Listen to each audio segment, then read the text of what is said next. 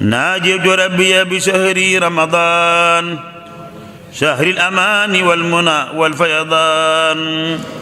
ناجيت ربي بشهر رمضان شهر الأمان والمنى والفيضان ناجيت ربي بشهر رمضان شهر الأمان maa ngi sant yàlla di julli di sëlmal ci ab yonentam ak ñoñam ak sahabaam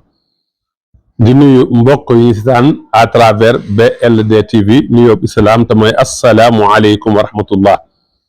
nu am mbégte ñëwaat ak yéen ci sunu naafila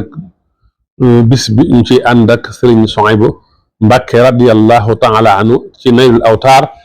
ak ca Qurratul Ayni. Sëriñ Souhaïbou nee na guddik ñaar fukkeel ga ak juróom benn ku ci julli fukki rakkaa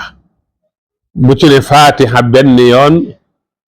alqaariatu benn yoon ak xul huwallahu juróomi yoon bu noppee jéggulu yàlla lu mu man dees na ko musal ci sawara dana mel ne ku woor diirub jamono jépp te dees na ko bindal tiyaaba ju toll li mu biddiw yépp ak xobi garab yépp ak tiyaaba ju fees diggante asamaan ak suuf te bu dekkee dees na ko booleeg jibril ak mikail ak israfil ak israil ñu gën ko ba tàbbal ko àjjana waaye bu ñu demee ca Naylul Awtaar nii la ko waxee ca arab ba wa aydan man salla fi laylati saadisati wal ishrin min shahri ramadan 10 rakaatin yaqra'u fi kulli rakaatin fatihata alkitabi marratan wa suratul qaari'ati marratan wa qul huwa allahu ahad 5 marratin fa isa faraqa min salatihi istaghfara allaha tabaraka wa taala mastata kaana lahu min al ajri kaman saamat dahra kullahu wa yuktabu lahu bara'atun min annaari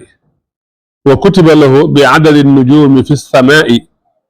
wa waraqi al asjaari min alxasanaati